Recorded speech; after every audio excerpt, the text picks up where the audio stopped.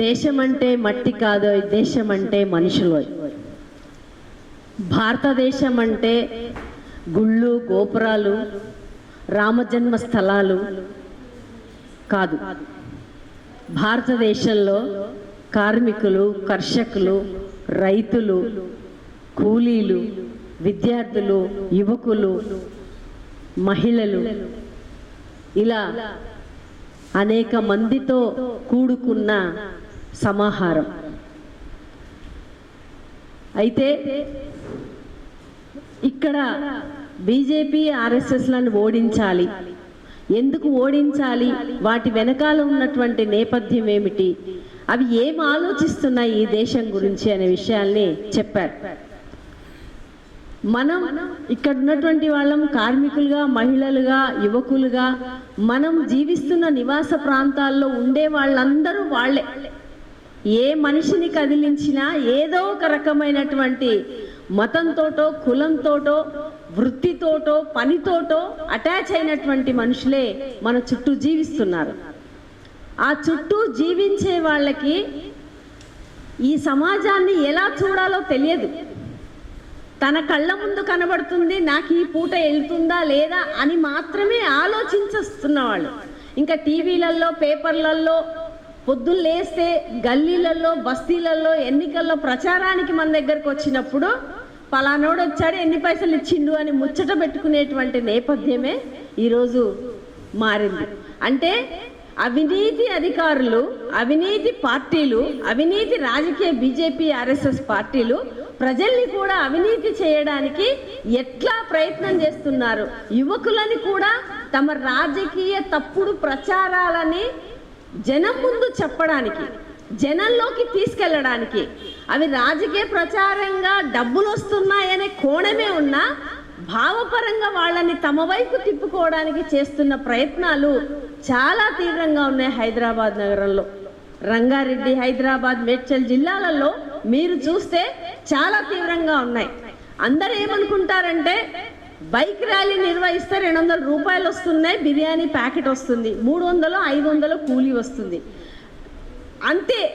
తర్వాత వాళ్ళు ఎవరికి ఓటేయాలనుకునేది వాళ్ళు నిర్ణయించుకుంటున్నారు అని చెప్తున్నారు. నిజమే, నిర్ణయించుకుంటున్నారు. కాబట్టి ఒకేసారి ఒకే రూపంలో ఉండేటువంటి రాజకీయ వ్యవస్థ ఈరోజు ఈ ప్రభుత్వం ఉంటే రేపు ఇంకో ప్రభుత్వం మారడం అనేది కూడా జరుగుతుంది. కానీ మిగతా పార్టీలకి, బీజేపీకి, ఆర్ఎస్ఎస్కి ఉన్న ఇంకొక అంశం ఏంటంటే మనలో ఆల్రెడీ ఉన్నటువంటి నమ్మకాలను, మనలో ఉన్నటువంటి మూఢత్వాలని, మనలో ఉన్నటువంటి అసమానతల్ని, మనలో ఉన్నటువంటి సాంస్కృతికంగా విభేదాలను, వాటన్నిటినీ ఉపయోగించుకుని వాటిని పెద్దగా చేస్తుంది. నిజానికి అందరూ ఆ దారిలో పోతుంటేనే చాలా మందిని ప్రయాణం చేస్తుంటే నమ్మకం ఉన్న వాళ్ళే దేవుడు కనబడి ఇట్లా అంటుంటారు. అది జస్ట్ నమ్మకమే. అది ఏంటంటే దేవుడు మొక్కాలనే, కానీ దానికి ఒక రాజకీయం వాళ్ళకి తెలియదు. అది మొక్కడము, నమ్మకము, విశ్వాసం అంత మాత్రమే ఉంది. కానీ బీజేపీ ఆ నమ్మకాలను, ఆ మూఢత్వాన్ని లేదా ఆ విశ్వాసాలని వాళ్ళ రాజకీయం కోసం వాడుకుని ద్వేషాన్ని పెంచుతున్నాడు. అది ఇక్కడ కీలకమైన విషయం. మన పక్కనే, మన ఇంటి పక్కనే కలిసి జీవిస్తున్న సమాజంలో కులం పేరుతో, మతం పేరుతో చిచ్చు పెట్టి, ఒకే కులంలో కూడా అనేక ఉపకులాలు ఉన్న వాళ్ళ మధ్య కూడా చిచ్చు పెట్టి ఈరోజు ద్వేషాన్ని రెచ్చగొడుతున్న పరిస్థితి ఉంది. ఇదే విద్వేష రాజకీయం. ఆ ద్వేషాన్ని రెచ్చగొట్టడం వల్ల ఏం ప్రయోజనం వాడికి ఉంది, మనకేం నష్టం ఉంది? మనము భారతదేశంలో ఉన్నటువంటి ప్రజానీకంగా, భారతదేశ ప్రజానీకం ఐక్యతతో ఈ దేశం మా సంపద కావాలి, మా సమాజం కావాలి, మా రాజ్యం కావాలి అని కోరుకున్న భావాలు ఏవైతే ఉన్నాయో, ఈ వ్యవస్థలో శ్రమజీవుల రాజ్యం కావాలని ఎవరైతే కోరుకుంటున్నారో, కార్మిక రాజ్యం కావాలని ఎవరైతే కోరుకుంటున్నారో, ఈ దేశంలో ప్రజాస్వామిక విలువలు ఉండాలి అని కోరుకుంటున్నారో, ఈ దేశంలో మాట్లాడే స్వేచ్ఛ ఉండాలి, ఈ దేశంలో సమ్మె చేసే స్వేచ్ఛ ఉండాలి, హింస లేని, బాధ లేని, కష్టం లేని జీవనం గడిపే విధంగా మహిళల జీవితం ఉండాలి. యువతి యువకులు ఈ దేశానికి, దేశం అంటే మట్టి కాదు, మేము మనుషులే, మా యువశక్తిని ఈ దేశం కోసం ఎట్లా వినియోగించుకోగలుగుతున్నాం? మా మెదళ్ళని ఏ రకంగా ఈ దేశాభివృద్ధికి ఉపయోగించుకోగలుగుతున్నావు అంటే ఆ ఉపయోగించుకోకుండా ఈ 10 ఏళ్ల కాలంలో బీజేపీ చేసినటువంటి చర్యలు ఏవైతే ఉన్నాయో నిరుద్యోగ సమస్యని చాలా తీవ్రంగా పెంచింది. కానీ మన చుట్టూ కనబడట్లేదు. అది నిరుద్యోగ సమస్య ఎక్కడ పెరిగింది? ప్రతోడు ఉద్యోగం చేసుకుంటున్నాడే మన చుట్టూ కనబడుతున్నాడు. ఎస్, కానీ ఆ ఉద్యోగంలో ఎంత భద్రత ఉంది, ఎంత హక్కుగా వాళ్ళు బతకగలుగుతున్నాడు, ఎంత జీవితాన్ని తను పని చేస్తున్నా రేపు వెళ్తలే జీవితం అనుకునే పరిస్థితిలో ఉన్నాడు అంటే ఆ పరిస్థితి లేదు. భద్రత లేదు, రక్షణ లేదు. యజమాని తను అనుకుంటే నువ్వు పోరా అంటే రేపు పొద్దున్నే డ్యూటీకి రాకని నోటి మాటతో చెప్తే ఇంటికి పోనే అనే పరిస్థితులు ఈరోజు. దీనికి వెనకాల రాజకీయం లేదా? ఈ మతంలో ఉన్నటువంటి మనకున్నటువంటి విశ్వాసాలని వాటిని రాజకీయం లేదా? 90ల కాలంలో ఎందుకు ఈ దేశంలో రామ జన్మభూమి ఇష్యూ మన దేశంలోకి వచ్చింది? ఆనాడు భారతదేశంలో ఒక భారతదేశ రాజ్యాంగబద్ధంగా ఉన్నటువంటి అనేక వాటిల్లో ఆర్థిక సంస్కరణలలో అట్లాగే రాజకీయ విషయాలలో అక్కడ ఉన్నటువంటి సమాజంలో ఈ దేశంలో పెట్టుబడులు ఎవడన్నా పెట్టాలంటే, ఈ దేశంలో సంపద మీద హక్కు ఉండాలంటే ఈ దేశ ప్రజలకి ఈ దేశ ఉన్నటువంటి వాళ్ళకి ఎక్కువ వాటా ఉండేటువంటి కండిషన్ ఉండింది. ఎవడంటే వాడు ఇబ్బడిగా దోచుకునే పరిస్థితి ఆనాడు లేదు. కానీ 90ల కాలంలో తీసుకొచ్చినటువంటి నూతన ఆర్థిక పారిశ్రామిక విధానాలు ఏవైతే ఉన్నాయో అవి ప్రవేశపెట్టారు.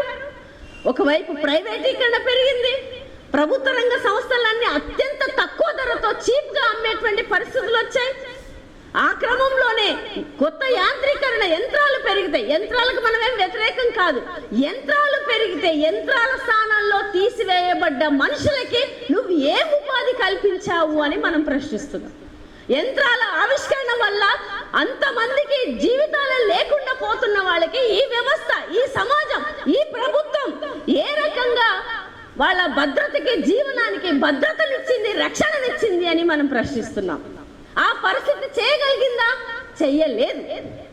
కాబట్టి ఏమైంది అంటే అప్పటి నుంచి మెల్లమెల్లగా వాటి ఫలితాల మూలంగా నిరుద్యోగ సమస్య పెరిగింది. కార్మిక వర్గము ఉపాధి లేనటువంటి పరిస్థితులు, ఒకవేళ ఉపాధి ఉన్నా రక్షణ లేకుండా, భద్రత లేకుండా జీవించే పరిస్థితులు, గ్రామీణ ప్రాంతాల నుంచి వలస వచ్చిన కార్మిక వర్గానికి ఇంకా అతిబతికి లేనటువంటి పరిస్థితులు పట్టణాల్లో కేంద్రీకృతమైన పరిస్థితులు నెలకొన్నాయి.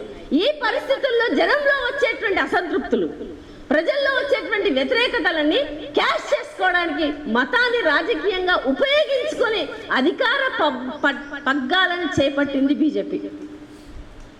దాని నుంచి 2 సీట్లే ఉన్నటువంటి ఎంపీ సీట్లని 90 సీట్లకు ఆ ఘటన తర్వాత ఈ దేశంలో రాగలిగింది.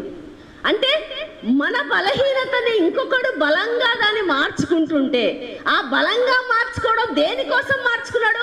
మనల్ని బాగు చేద్దామనో, మన జీవితాల్ని మొత్తం సమూలంగా మార్చేద్దామనో, లేదా మన భవిష్యత్తు మొత్తం కూడా బంగారు భవిష్యత్తు చేద్దామనో కాదు అందులో ఉన్నది. అందులో చాలా స్పష్టంగా ఈ దేశ సంపదని కొంతమందికే ఇవ్వాలనేటువంటి దృక్పథము, రాజకీయ సైద్ధాంతిక పునాది అక్కడ ఉంది. కొంతమందికే ఈ దేశ సంపదలో హక్కుదారులుగా మార్చడం, ఆ కొంతమందికి హక్కుదారులుగా మార్చిన వాళ్ళకి ఉపయోగపడ్డ రాజకీయ పార్టీలని, అది బీజేపీ, ఆర్ఎస్ఎస్ పార్టీలని నిలబెట్టే ప్రయత్నం, ఆ కొంతమంది లాభ పొందిన వాళ్ళు కూడా ఈ దేశంలో ఈ పార్టీలను రక్షించుకునే ప్రయత్నం చేస్తూ ఆ పార్టీని మెల్లమెల్లగా ముందుకు తీసుకొచ్చినటువంటి ఆర్థిక పునాది దాని సైద్ధాంతికంగా దాని వెనకాల ఉంది. కాబట్టి ఇప్పుడు మోడీ పదే